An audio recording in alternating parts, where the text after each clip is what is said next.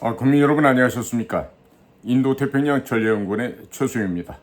오늘도 저희 방송과 함께 하시는 대한민국의 국민 여러분, 해외에 계시는 동포 여러분, 한 분 한 분께 감사의 인사를 전해 올립니다. 오늘 제가 국민 여러분께 전해드릴 이야기는요, 북한의 이상징후가 발생하고 있는데 이 천재일우의 기회를 반드시 살려야 하겠습니다. 그래서 이 나라가 또 이 정부가 무슨 일을 어떻게 해야 될지 거기에 대한 비전과 방향을 제시하도록 하겠습니다.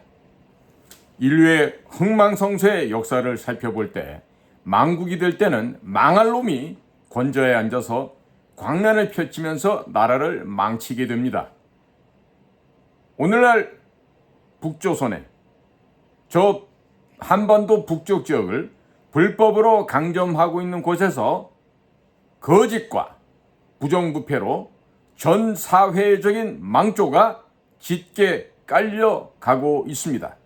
머지않아 멸망할 조짐을 현재 보여주고 있습니다. 최근 들어 특별하게 주목을 끄는 사회 변화상은 가장 무섭고 주민들에게 공포의 대상이었던 국가보위성, 과거로 말하면 보위부죠. 국가보위성 요원들이 일반 북한 주민들에게 얻어맞아 살해당하는 사태가 여기저기에서 발생을 하고 있습니다.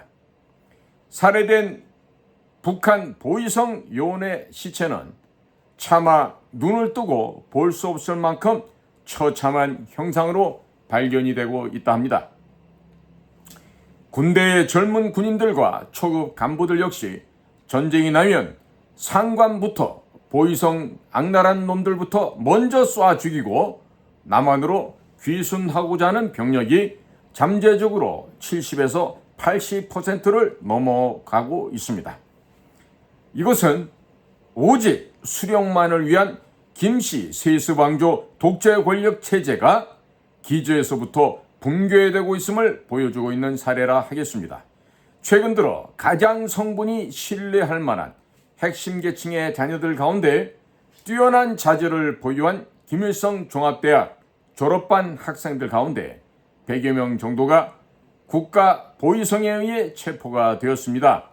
제목은 반국가, 반혁명 분자들로 북조선 체제를 개혁과 개방을 통해 김일성 왕조 세습 독재 체제를 변혁하려는 노력을 비밀리에 조직하고 활동을 해왔다는 점입니다. 아마도 유약한 내부의 배신자로 인해서 모두가 총살형에 당할 심각한 위기 상황에 몰려있다고 합니다.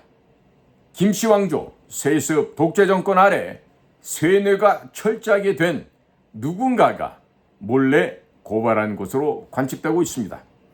자녀들을 구하기 위한 부모들의 피 끓는 호소와 절규가 평양 시내 곳곳에서 울려 퍼지고 있습니다. 그러나 사태의 엄중함을 고려해 볼 때 이미 김정은에게도 보고가 된 사안입니다.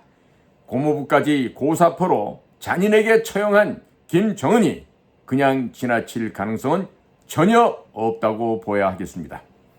북조선 노동당 고위 간부를 비롯한 전 사회적인 반항 조짐은 폭풍 전야의 전율을 감지할 정도로 심각해지고 있습니다.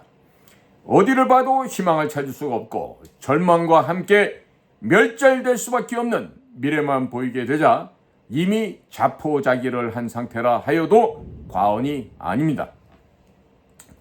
전국 곳곳에 낙서와 김정은 독재 정권을 비난하는 전단이 살포되고 있습니다. 김일성 비석의 오물과 낙서가 뒤덮여지고 있고 더 이상 꿈과 희망을 포기한 북조선 주민들의 생존을 향한 마지막 발버둥을 목도하게 됩니다. 이제 북녘 땅을 자유와 민주주의로 해방시킬 시기가 이미 도래하였음을 분명하게 파악할 수 있는 상황입니다. 이것이 지금 북한의 참담한 실제 상황인 것입니다.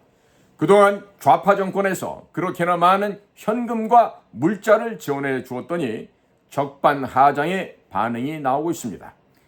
김정은은 남조선 교열애들과 만나보니 사악한 자본주의, 자유민주주의 요소가 은연중에 은밀히 도입되어서 공화국 북반구가 오염되고 독재 권력 유지에 가장 큰 위협 요인이 되었다고 확신하고 있습니다. 이대로 가다가는 북한 조선인민민주주의 공화국이 없어질 수도 있다는 공포가 엄습하고 있는 까닭이기도 합니다. 김정은은 대한민국 국호를 정식으로 천명하면서 같은 민족이 아니라 영원한 적성국가이며 타도 대상임을 명백하게 밝히고 있습니다. 김일성, 김정일 선대에서 추진해온 조국통일 3대 헌장 폐기 및 조국통일 3대 헌장 기념탑을 허물어버리고 선대들의 유물을 제거하는 동시에 김정은 유일신을 숭상하게 하는 독재 체제를 공고화하기 위해서 김정은 초상화를 전국적으로 내다 거는 등 별나고 기괴한 행위를 전국적으로 확산시키고 있습니다. 과거 로마 멸망에 탁월하게 기여했던 네로 황제를 연상시키게 합니다. 김씨 왕조 세습 독재 정권 하에 신음하고 있는 북한의 2천만 주민이 북녘 땅에서 죽지 못하고 살고 있습니다. 김씨 전제왕조 독재 체제는 소수의 상층부만 제거해도 종언을 구할 수가 있습니다. 주민들도 군인들도 마음이 돌아선 이들이 절반을 훨씬 넘어 80%를 상회하고 있습니다. 전쟁 없이 한반도 북쪽을 회복하는 실천의 시간이 급하게 다가오고 있는 중입니다. 이제 대한민국이 북한에서 울려 퍼지는 주민들의 간절함과 절규에 귀를 기울여야만 합니다. 대한민국은 이 천재일우의 기회를 살려 북조선 주민들에게 자유와 민주주의를 선물해야 하는 역사적인 사명을 띠고 있는 것입니다. 휴전선 북쪽에선 굶어 죽어가는데 휴전선 남쪽에선 살을 빼려고 체육관에서 공원에서 피지땀을 흘리고 있습니다.